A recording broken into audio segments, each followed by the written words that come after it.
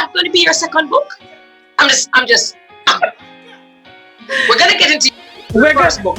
Look, I have apparently there's a book 2, a book 3, and a book 4. I don't know where that sits, but I have a lot to talk about. And now that one book is out of the stable, 2022, I will be releasing book 2 for sure. Well, look at you. Well, you did say that you're efficient. Ma, when I grow up, I want to be you, Jules. I want to be not like you. I want to do what you do. I think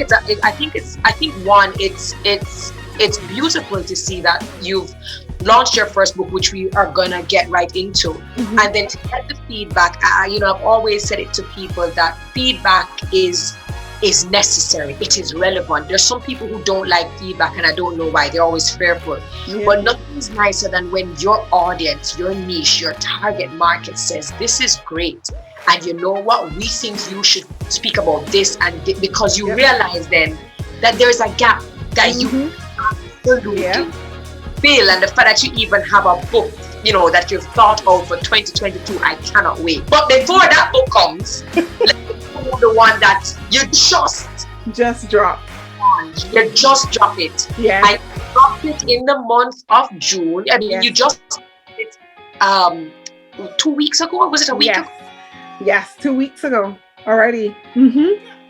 We dropped it in the month of June, which we celebrate not only as Caribbean Heritage Month, but we also celebrate it as Read Caribbean. Mm-hmm. Just walk me through the process of yours getting up one day and saying, this has been my passion, as you said earlier. There are things that I absolutely love because we were able to interact with people, impact people, onboard people who turn out to be managers, and you see the mobility, and you see people who maybe weren't ready, but you've seen them really own the different jobs and the roles that you've given them, but you also see the negative, you know. In what, was there a particular moment where you said, light bulb, aha, eureka, I'm going to write this book. It's necessary and I'm going to be the one to do it? Yes. So this is a story. Stories. We love stories. I am a storyteller. Okay. So 2 years ago, first of all, I'm a huge TEDx fan. Woo! And 2 years ago, I watched a TED Talk that was done by Lovey Ajayi Jones. Love her. Called Get Comfortable with Being Uncomfortable. That TED Talk changed my life again. There were a whole bunch of things that I've always wanted to do that I've never even thought about being brave enough to do, because like I said before, I just think, okay, who am I to even think about doing this? There are other influential, more affluent, more well-spoken people out there than me. Why would I even think I would gain an audience? And so that held me back, because it was this, as Brené Brown would say, the story I was telling myself was that I wasn't good enough, and Lovey changed my dialogue in one TED Talk. And I started to write a list of all the things that I wanted to do that I was going to achieve between 2019 and 2020.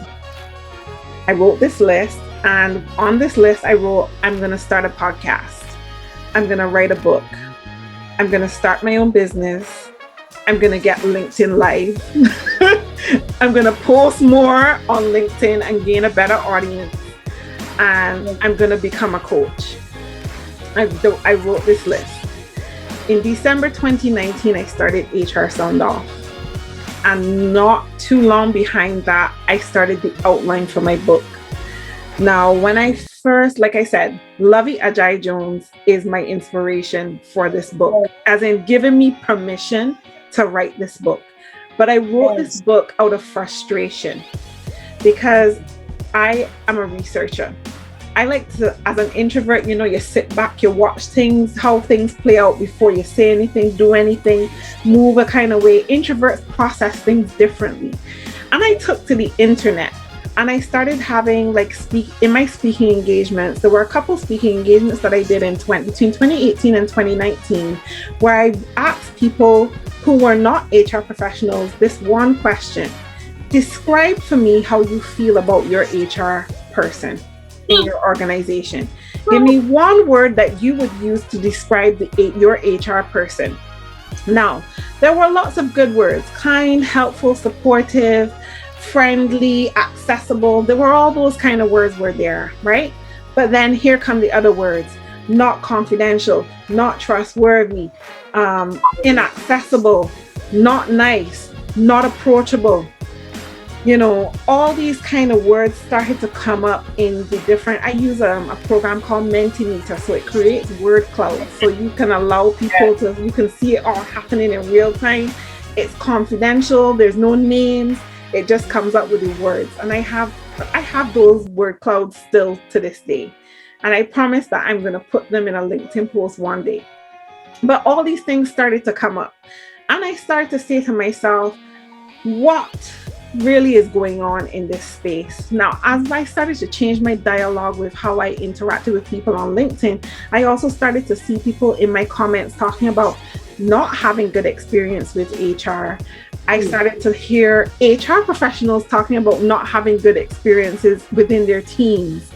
I started to research on Reddit, on Twitter, on TikTok, which is now my new favorite place. And I saw all these negative comments about HR is not your friend, HR only cares about the business, HR doesn't care about the people. All these things I started to see. That it's funny you should say that, because one of my closest friends had run-ins, with HR, because for me, based on our conversation, he said, HR is a flip-flopper. And, we keep on thinking that HR is there for us, the employees, but I'm always reminded when they flip-flop, depending on the boardroom, depending on who they're speaking to, or depending on the circumstance, they will quickly bail out of that ship to go and stand behind the business. And so just as you're saying these different things, I've heard all of the conversation. And I just got tired of it. And now, don't get me wrong, there are a lot of HR professionals out there who are terrible at what they do and should be somewhere else, but not in HR. But there are a lot of great people, amazing people that are in HR that have been painted with this brush that just taints their interaction with the organization that they are in. And because leaders have this particular perception about HR, and employees on the ground have this particular perception about HR, we are stuck between a rock and a hard place. And it's almost like... it's unfair, I think, sometimes. Yeah. Some organizations that are led by leaders who are not very good leaders, HR as a shield. So HR is the last to know anything, but they are good for the face. Exactly. No respect for HR, nothing. And I just got to a point where it was a culmination of all that stuff, then stuff that was happening in the organization that I was in, that just said to me, you know what, I'm done.